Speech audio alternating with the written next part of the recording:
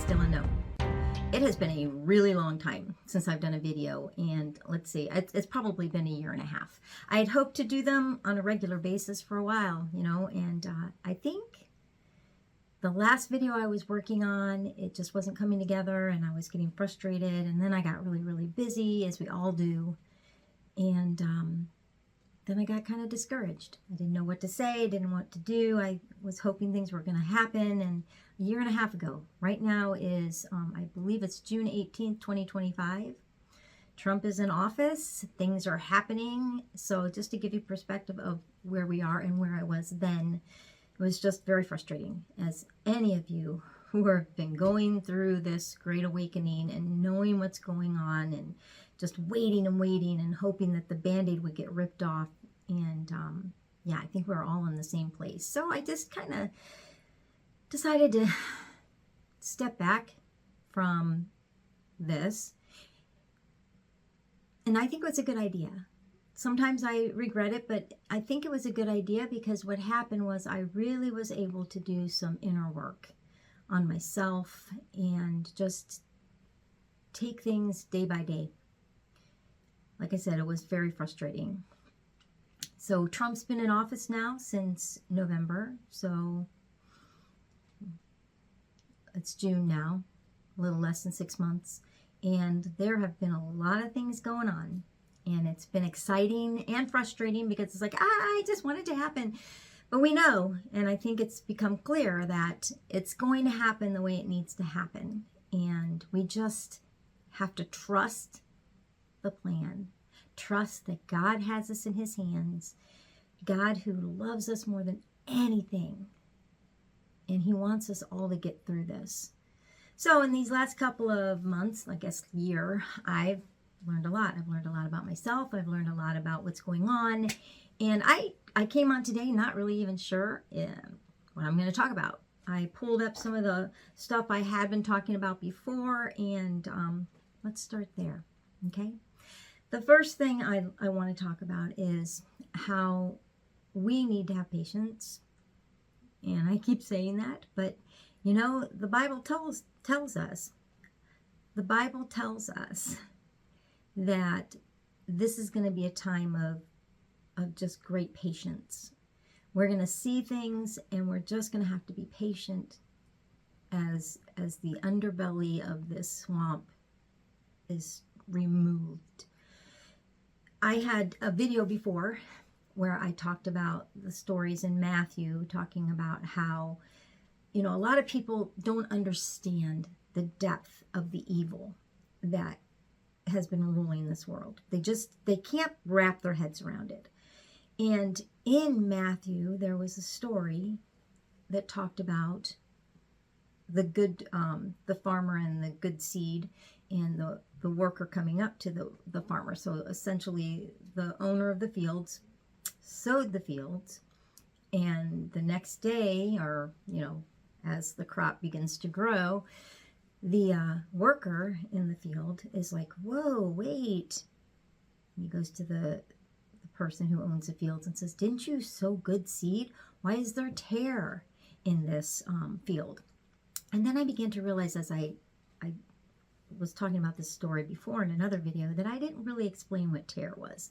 And unless you're a Bible studier, you may not know what that is. So they're talking about a wheat field here. And in this wheat field, they've sown wheat so that they can eat and, nourish the people with the wheat. And the wheat is good. And the wheat represents us innocent people who aren't the evil ones, all right? And so then the evil one comes in after the wheat has been placed into its place to grow and put in tare. Now, tare is a weed, and it's a weed that looks an awful lot like wheat. And probably, unless you really are able to tell the difference between wheat and tare, it really takes somebody who really knows the difference, because they look so much alike. And that's what he did. The evil one put the tare in there. And so when you think about it, you've got the wheat and you've got the tare. They look very similar. And God knows the difference. And the person who's the expert knows the difference. The person who's awake knows the difference between the good and the tare, the evil. The wheat that looks like the wheat. It's like when we learn about Israel and the Khazarian mafia and those evil Satanists who pretend to be of the Israel nation, but they're not. That's biblical. All right, the Bible talks about that. The Bible talks about how they say they're Jews, but they are of the synagogue of Satan.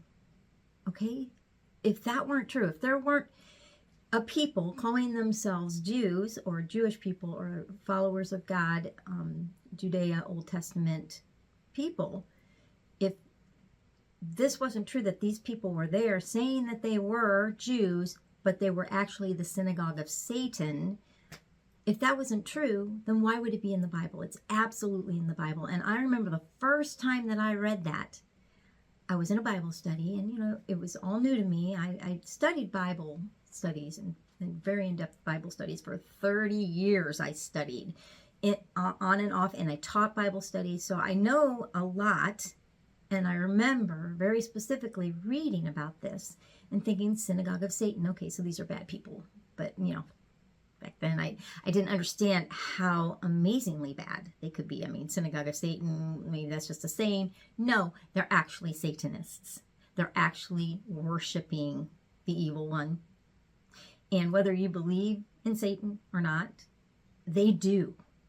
And what they do is for homage to Satan and all he represents. So anyway, my point is that I talked about God doing that, or God telling us that story in Matthew.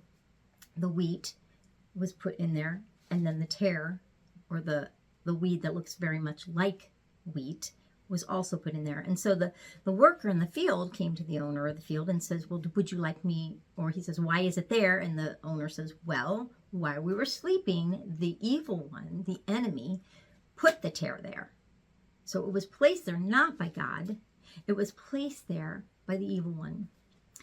And you can think of this as the time that Satan came and confused Eve and, you know, made her sin, gave her doubt, and then, you know, evil entered the world, and that's how Satan works. He deceives. He brings something in that looks beautiful, and you take it, and you go, oh, whoa, whoa, whoa, this is not what I was expecting. Well, anyway, so he says the evil one has put this here. God didn't put it there. So you've got the good wheat, which is us. We are the good wheat. And then the evil ones, and that is the people that, the demons, and then the people that God has turned against humanity, people who are doing crimes against humanity. And so the worker in the field goes, well, should I go and just pull them all up? And I say God because the owner of the field, I think, is supposed to represent God. And he says, no, because while you're pulling out the weeds, you'll also pull out the good wheat, and you'll destroy them as well. So you have to do this in a better way. You can't do it yet. You can't do it yet. So that represents the whole idea that you can't go in there and you pull out the weeds, because you're going to pull out the wheat as well. But when it's time to harvest, and harvest is always, always considered the end times, the time when evil is removed from the world. He says, when it's time to harvest, what I want you to do is send them in there, the people that are harvesting, and then have them then, because the wheat is already grown up now. The wheat is already grown up. It's met its purpose, and now it's going to be removed from the ground and placed and used. But the wheat, or the weed, the tare, needs to be removed. And so what he said was, when it's time to harvest, end times, you need to pull out that weed first. Pull out the tares, bind them up, and burn them. Get rid of them. Just remove them completely. And then take that wheat, because you can separate it now without damaging the wheat, because it's already grown up. It's already awake, and it's gotten to the point where it can do its purpose, and that is to feed the people. And then take the wheat and put it in the barn and keep it safe. And until, you know, its purpose is realized, and that would be, you know, like feeding the people, whatever that is. So that harkens back to the verses in Enoch where he talks about, let me just read that again. And I know if you've watched any of my other videos, you've heard this before, but one of the first things that Enoch says, and this is a book that is still in the Ethiopian Bible. They removed a lot of books from our Bible. We have 66 books. Now, why is it 66? Used to be 777, something like that. Yet it got reduced to 66. And that was to confuse us so that we don't have all the information. We don't have it all. And then they also scared us and said, hey, don't read those books because they're evil. We took them out because they're evil. Well, we know now that the people in charge were the ones that wrote history. They reset our history over and over again. And of course, they're going to take stuff out that gives us peace and keeps us from a fear-based life. All right? Their whole point was to keep us in fear. Because if you keep the people in fear, you can control them. You can't control people who are awake. And that's what's happening right now. We are going through the Great Awakening. We are going to the point where the revelation, the apocalypse is going to happen, and that curtain is going to be pulled back. So anyway, in Enoch, the first verse, I'm trying to find it, because this book is not just Enoch, it's also explanations of Enoch. So the first verse, okay, chapter 1, the words of the blessing of Enoch, with which he blessed the elect and righteous, who will be living in the day of tribulation, when all the wicked and godless are to be removed. That is where we are right now. And whether you believe this is scripture or not, it is historical, and it has been kept in antiquity with other books of the Bible. It was found with the Dead Sea Scrolls, and when they found it in the Dead Sea Scrolls, they realized it was written well before the Old Testament. You can do your own research on this. You can believe whether or not you want to believe this or not. But Enoch, this person Enoch, there's other Enochs in the Bible, but this one has been quoted by Jesus more than any other book in the Bible. He quoted it. It's been quoted more than any other book in the Bible, and they removed it from the Bible. And I'm talking about the councils that got together and decided, well, we don't want the people to know this. First, they just put it in a language that the people couldn't read, right? And so when that got translated, when someone like Martin Luther and then the people who followed Martin Luther started translating the Bible so that the common people could read it and make their own judgments, to be able to read it themselves, those people were killed by the church because they're heretics. So that happened, so more people were able to read it, but they were able to control it because the people couldn't read it. So like, okay, well, we're just going to keep removing more and more books. So they removed books because as long as you don't have that information, as long as you don't know, then you can't make up your own mind, right? So that's just the first line. That's the first verse, chapter 1, verse 1 in Enoch. And I'm not going to go a whole bunch on Enoch right now. Let me see if there's anything I want to read right now. Oh, yeah. Okay, so when we talk about Enoch, we can kind of liken it to this Q movement where there's been these armies going in there. The white hat armies have been going in there and removing the evil quietly. And we're all like, we want to see this publicly. Well, the people aren't ready for that. They're still growing up with the tares right now. They still don't see the world in the eyes of awakeness. They are still walking around with a veil in front of them. They don't see it.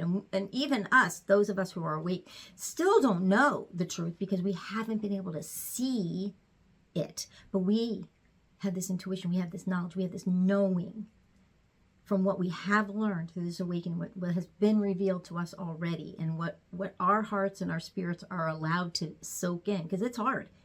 I mean, I've been going through this for 5 years, and it's still like, what? I learned something new, and what? And it gets to the point where it's just like, well, yeah, that makes sense. I mean, it's made sense since the beginning for me. Since the beginning of all of this, I'm like, oh, well, that totally explains all the questions I've been having. Now, let me jump down this rabbit hole so I can maybe learn a little bit more about that and this and this. There are so many rabbit holes. I'm kind of focusing on a couple right now just to keep me sane. And the ones that are the most important to me, and those are the ones that kind of revolve around the Bible and about God and Q and how he is eliminating evil. So I'm kind of like focusing on that. there's other rabbit holes that will be revealed when they're needed to be revealed, but obviously I have to focus. So anyway, these armies are going to be coming in, or have been coming in, ever since Trump was elected back in 1776, 2016, when he was elected and began his presidency in 2017. World tour. He went and told everybody, we've got all this stuff on you. We have everything. All these little clues he's been giving us, you know. And I remember not knowing what's going on, and he'd say something. I'm like, what? That was weird. Like, why did he say it that way, you know? And then now I go back and I go, oh, he was talking to the people who were listening. Kind of like how, well, I don't want to say that he's Jesus, but kind of how Jesus would tell stories and parables, because it was only so that the people that were listening really understood. And then more and more people go, wait, what's going on? And they were listening, and then they explained, and they went, oh, and then their eyes were open. So the reason to tell a parable is to give the information to the people that are listening. So that's kind of like what's going on here. So anyway, there's this armies going in, rescuing the children. Remember, it's about the children, right? We can't forget that. It's about the children and the freeing of humanity from the slavery we have been in. So anyway, I love this part. This is verse 8 in Enoch of the first book. But, okay, so right before this, he talks about, I'm going to go to 7 first. The earth shall be wholly torn apart, and all that is on the earth shall be destroyed, and there shall be judgment on all. Okay, I really think he's talking about all those who have been doing crimes against humanity, judgment on all. Now, it's not going to be easy for us, because a lot of this stuff's going to be revealed. I mean, even those of us who are awake, it's going to be like, what? We can't imagine the depravity because our minds can't go there. We are intrinsically good. God created us in his image, his soul, his essence is in us. And if that is true, then there can't be a dichotomy. You can only follow God or you can follow Satan, right? And so we have God indwelling in us. And when we were created in his image. So we seek good and truth and love. I mean, that's just our natural thing. We do things that hurt people, yes. But we live in a 3D world where we can't see how we're affecting people. If we could really see how what we said affected people, we wouldn't be doing it. You know, anyway, I could go on and on and on about this, and I hope I'm not getting too much on tangents here, but let me finish. So then the next verse, he talked about it all being destroyed. And the reason that I believe that was really just for the people that were the evil ones, because it says here in 8, but with the righteous, that would be us, he will make peace. He will protect the elect, and mercy shall be on them. And they shall all belong to God, and they shall prosper, and they shall be blessed, and the light of God shall shine on them. Okay, so these are 2 totally different sets of people from what I can tell. Okay? And then this is the cool part where I was talking about the armies. Here it says, and behold, he comes, God comes. He comes with 10,000 of his holy ones, saints, to execute judgment on all and to destroy all the ungodly, wicked, and to convict all flesh of all the works of their ungodliness, for which they have ungodly committed, and for all the hard things which ungodly sinners have spoken against him. Now, one of the things that makes it really hard is religion has taught us that every little sin, and sin means to, okay, so it's an archery term, sin. You may not know this, but sin really just means that you miss the mark. Okay, so if you're doing archery, if you know what archery is, bow and arrow stuff, and you're trying to hit the center of the target, that's your goal. And so you pull back and you let go of the arrow, and if it doesn't hit the center, very, very center, it's called sin, because it goes off just a little bit. That's what sin is, okay? And that's why they use that word, sin. It's not hitting the mark. And what is that mark that we're trying to hit? Perfection? We can't hit perfection here. It's not even possible. We live too much in too much of a dense world where it's just hard. We are spiritual beings living a human existence, and the human existence is a 3D, really heavy world, right? We don't see the lightness of what our soul is. Our soul is pushed into and forced into these bodies. It's very, very heavy. So anyway, that's what sin is. So I can't remember what my point was right before that. Oh, so, they're telling us that every little teeny sin we've done separates us from God, and that, if we die in sin, we're going to go to hell. And, they fill us with all this fear. And so we're afraid of sin. We're afraid of doing things that might cause us to sin, when it's impossible for us to live a life outside of sin, because the only thing that isn't sin is perfection. We can't live a perfect life. We're here to learn how to rediscover who we are. We're trying to find out in this world how to get our minds back to what we are, and that is a piece of God. Our whole purpose as Christians is to become more Christ-like, is to shed off the sinful or not perfect nature of our bodies, of our minds, or to become more like Christ. And what does that mean? That means to be more loving, to shed off the beliefs that we can't do this, we can't do that, because we're not perfect. We can do anything. Jesus told us, you can do everything that I can do and more. Jesus told us that. And I believe him. He came here to show us how to live our lives. He came here to show us that we are more than we think. We are more than these bodies. We are beautiful, spiritual, powerful beings.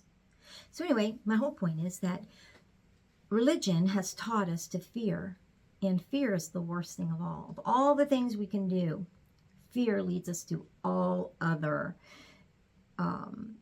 negative things in our lives. So fear begins, so then we have guilt because we feel bad, or we're fearful of looking into this, or I really believe fear is the root of all other negative emotions. It is in its own itself fear. And as long as we allow ourselves to live in that fear, we can't grow and learn more, because we're not allowing ourselves to do that. Because in living in fear, in how religions and things tell us, we can't even study Enoch. If we do that, that's sinful. It's evil. Well, of course it's going to be evil to the evil ones, because they don't want us to learn the truth.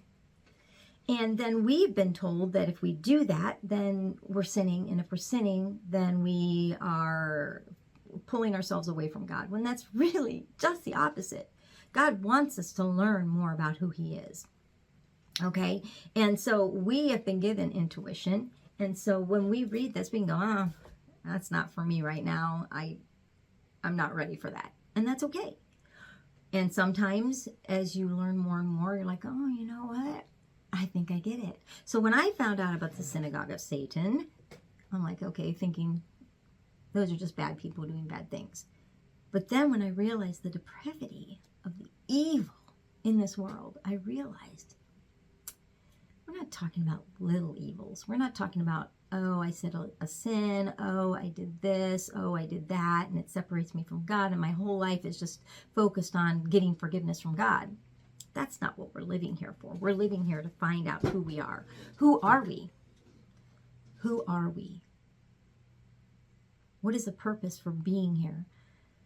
Well, the purpose for being here is to learn about who we are and rediscover who we are. So, I'm trying to stay on the same point. We have a hard time believing that such evil exists. And if such evil exists, how do we live with that? What kind of evil really does make a difference? Now, we don't want to hurt people. We do want to do what's right. We all have free will, so we're always going to make our own choices.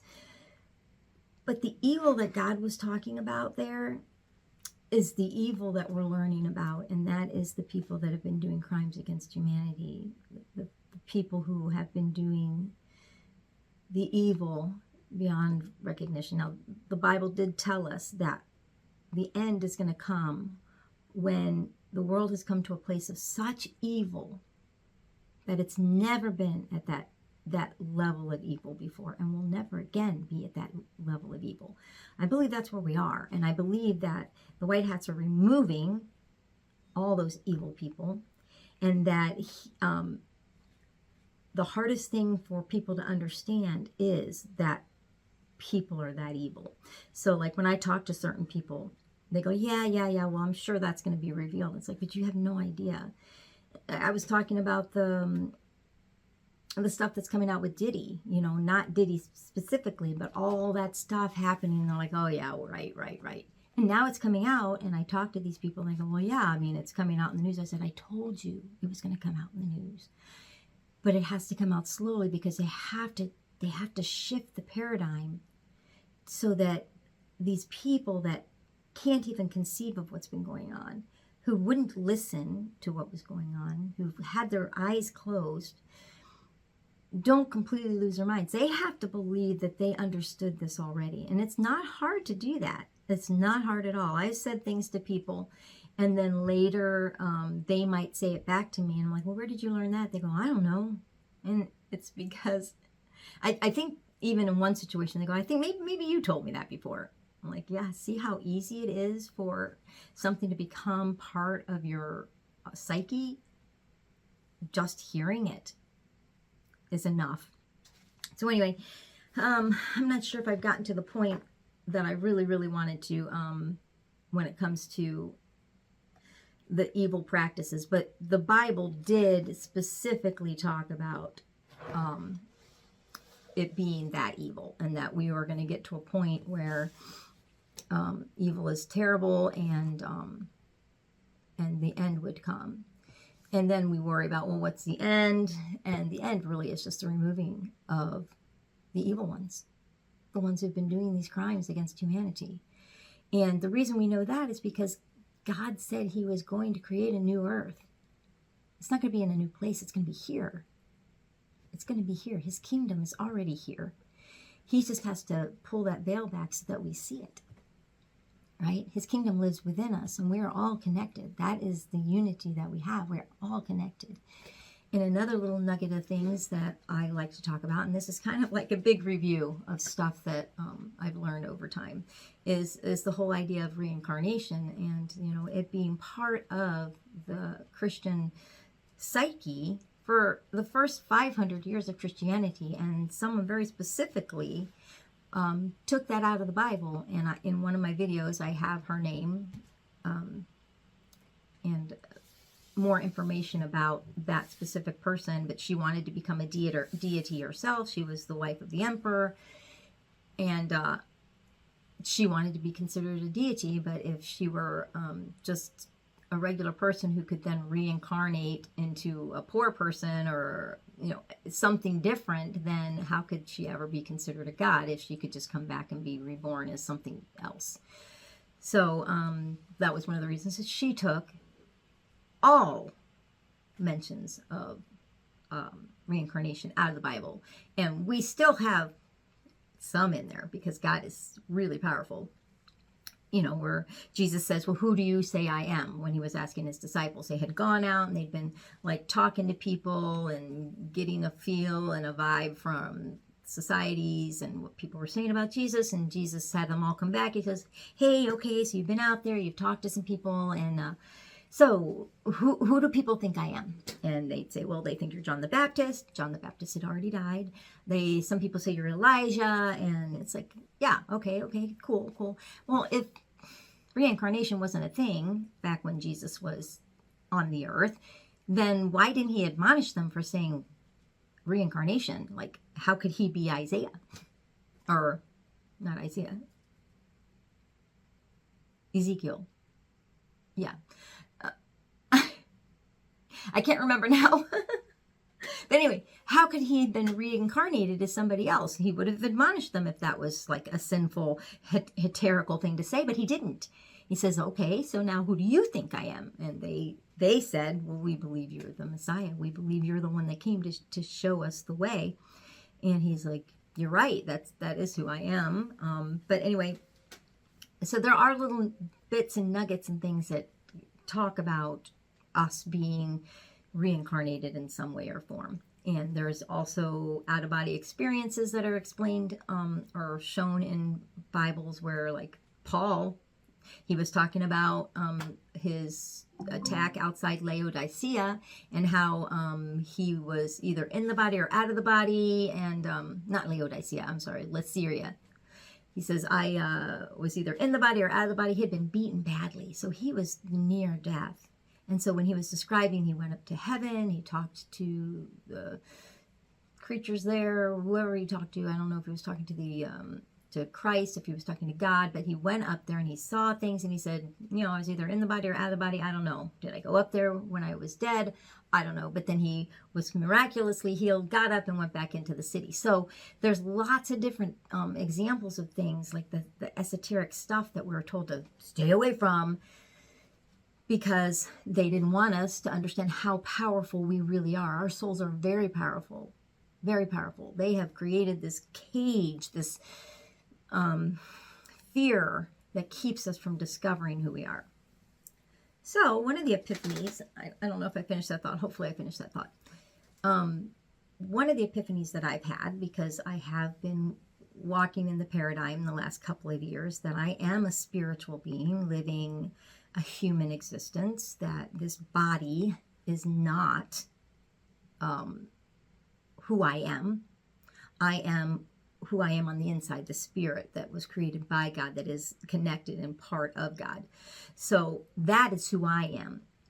And so when we went through Ash Wednesday this last year, I'm like, oh my gosh, because, I was helping the youth praise team and putting together stuff and singing on the team, and we're singing or saying things like, you came from dust, and to dust you will return. It's like, no, I won't. I'm not going to return to dust. My body is going to return to dust, but I'm not. I am going to go back to my Creator and maybe come back on earth again and experience another lifetime. I don't know, because I do believe that reincarnation happens, because it doesn't make sense any other way. It makes so much more sense. Why would one person be born a pauper and one person be born with a silver spoon, and that's their life, the only life they get on earth? How do you learn from that? You can't learn unless you experience all the different things. And so I think in our lifetimes, in our multiple lifetimes, we learn all these different things. And that is not heterical. Who's telling us it is? It doesn't say that in the Bible. It says a man will live one life and then that will be it. Yeah, my body will live one time. It's not going to come back again. Once this body's gone, it's gone. It will go from dust to dust. But who I am is not going to go from dust to dust. So anyway, I have learned, because I keep hearing, we are here to figure out who we are. Well, I think I'm beginning to figure that out. But just the idea of knowing that I'm a spiritual being connected to everybody else, and here for a purpose now. I had a plan before I came. I have pre-birth memories. I remember being in my mother's womb. I don't remember the planning process, but I do remember sitting there. I say sitting, but I was probably just floating. I had a twin sister, so I was probably elbowing her. But anyway, I'm sitting there, and actually, I came out breech and she came out normal. So yeah, I was upside down. So I was probably poking her butt. But anyway, I'm sitting there floating, thinking, gosh, when is this going to happen? When am I going to be born? When do I get to start? Apparently I had a really exciting plan that I was going to do, because I was really excited. I was really excited. And I remember that excitement. I feel it. I remember, boom, I'm here. And I'm like looking around. My eyes were open because I was seeing only red. It was like light was coming through, but all I could see was red. I couldn't see anything specific. And then I was born, and it was not pleasant. I had actually a very, very difficult birth. I almost died because I was breech. I was mad. I was not happy. My birth did not make me happy. I was mad. And I remember being mad. And I have many, many, many, many memories as a young, very young child. I was born in West Virginia. We moved when I was 4, and I have many, many memories of living in West Virginia, very specific memories. And a lot of people don't have those younger memories. And I also remember, okay, so we're learning that vibration is very key to healing, and I'm totally trying to get away from all medicinal drugs that they sell from pharmacy. Sometimes I just have to take that thing from my head because nothing else is taking my headache away. But we know that vibrations are very important. And I used to do this really strange thing as a child. And I'm surprised my parents didn't think I was autistic. And my twin sister would do it too. We'd be in the back seat of the car, and I have a twin sister, 3 older brothers and sisters, and I have 2 younger brothers. So anyway, so it's a big family. And my twin sister and I would be in the back of the car, and I remember the best way to soothe myself was to like rock like this, and I still do rock to soothe myself. But I did another very strange thing that honestly, if I had a child doing it, well, it wouldn't have bothered me so much, but I'm really surprised my parents didn't think there was something wrong with me. But I would go, and I do this humming constantly. And it was so soothing. I remember how soothing it was. So if I was anxious, all I had to do was, and my sister and I would chant things. We'd say things together. And she wasn't able to speak very clearly when we were very young. So when she would say things, I would always interpret for her to my parents. And I remember one day my mom's like, stop it. You have got to stop speaking for your sister. She has got to be able to speak for herself. And I'm like, oh, I didn't realize. Okay, I'm sorry. And I did stop. I remember specifically stopping, but I'm like, oh, I know you understand her. She makes total sense to me. But anyway, it's amazing, right? Your perspective when you're surrounded by it, because we could totally communicate. But anyway, so we'd be like, and I remember there'd be times where we would go like, Mommy, Daddy, we love you. And we just keep doing that over and over again. It was such a positive, wonderful thing. And it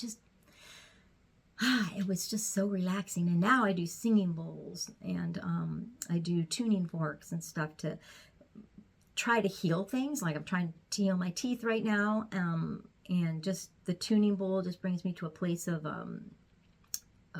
relaxation.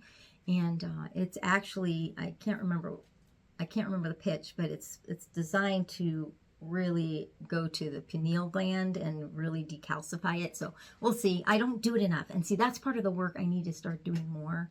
I need to give myself time to slow down, relax, and do some of these things that are supposed to heal us and help us. And I'm really terrible about that.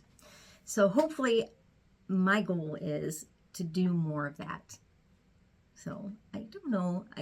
I'm sorry if I am like skipping and like a stone on the water. Whoop, there's an idea. I hope what I'm saying is making some sense. And I know I'm just throwing out everything that I've talked about in the last couple of years. And mostly that's because I just really need to regroup. It's kind of like like if you've seen a show and it's been off the air for a couple of years to start the next season, and they do that whole rerun of what you've learned before. That's kind of what this one is. It's the recap of like the 2 or so years of other videos I did. There was a year and a half that I haven't done anything, so I'm doing the recap. And also putting in a couple of the things that might be coming up in the future, because I've changed a lot, and I've been trying to do the work. And you keep hearing, do the work, and I'm like, what does that mean? What does that mean? And I think it just really means bringing yourself to a place of peace and love. And honestly, I'm not worried about what's going to happen in this world. I'm pretty confident that things are just going to get better and better. But we are going to be going through some rocky stuff. And we've been through some pretty rocky stuff. I mean, when I think back at 2020 and just the stuff that I went through, I would never want to have to go through that again.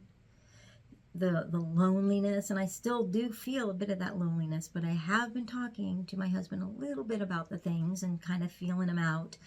And, I really think he's going to be,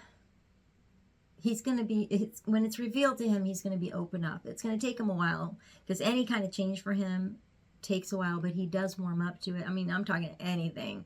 Like, I moved the front room around and moved the couch to another wall, and so we'd gotten a new couch. It was a little smaller. I'm like, oh, I'm going to try to move the room around so I can look out the front window better, because we had just built a creek in the front yard, and I really wanted to be able to see it.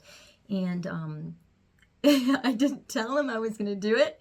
And so when he got home, I didn't say anything to him. I know what it's like. I mean, I don't want to ask, because he's going to, like, I hate it. So I don't say anything at first. And so finally, after about a day, I said, so what do you think about the front room? He goes, I hate it. Actually, I may not have asked him specifically. I might have been on the phone with someone else telling him that I had done it. And I said, yeah, but I don't think Greg likes it. And he goes, no, I hate it, or something like that. But he absolutely said he hates it. And then I mean, he likes it now. He really does, because we really can see the front yard better. And we have this huge native garden. So there's lots of plants and lots of animals, and we can hear the frogs. It's like we live in the middle of, like, the wilderness in our tiny little plot of land here in the city, because our whole property is all native stuff. And there's so many bees and butterflies. We just love it. Anyway, and that's also helping, you know, because when I was a kid, I never wore shoes, and I go outside all the time without shoes now. And I think that grounding, that touching the ground with your feet and the dirt and walking and stuff like that is just really great for us. And I think that that's something that has really helped me. My alarm is going off. One second. That was interesting.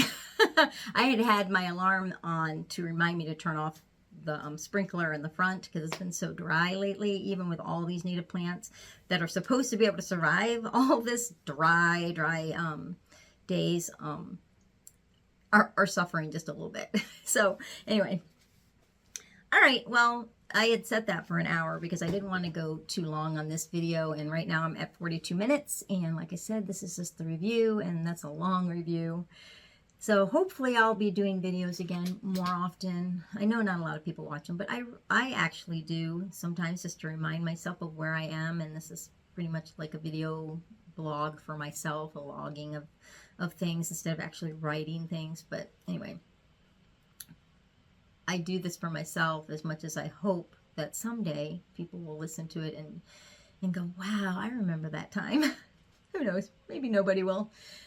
But I hope that if you are watching this, that I've said something that might have resonated with you and helped you a little bit, and maybe encouraged you to maybe go back and watch some of my other videos. I know I ramble a little bit on them, because as I was listening to some of them again, like a week or so ago, I'm like, wow, this goes on and on and on. I have a tendency to do that. That's kind of my MO. I do kind of ramble sometimes, but I just pray that you have a peace through this time, because we are absolutely in the awakening, the great awakening, and God is working in a great and wondrous thing. We are in the best and most amazing time in human history, and it is going to be a long haul. It's not just going to be like, boom, everybody finds out the truth and it's going to be great. It's not. And we are here to help people through it. And I am just praying to God that He teaches me and helps me to know my path, that I am going to see what it is I specifically need to do, because there are some sacrifices in doing that. It's easy to just pull out of all the things because you're just frustrated with people. But we're here for the people. And so as frustrated as we get, we do need to understand that we're here for a purpose, and whatever that purpose is, whatever reason we came to this earth to do, the contract, the mission that our souls came here this time to do, we need to do it. And we need to let go of that fear and put it down, so that we're able to do what it is we came here to do. So, and as we let that fear go and we allow parts of our world to just like open up, it allows us to have that space to then do the next step of what we need to do. And so that is a daily struggle and the daily work that we all need to do. So I'm going to say goodbye and have a wonderful, wonderful week, and hopefully we'll see you soon. Bye.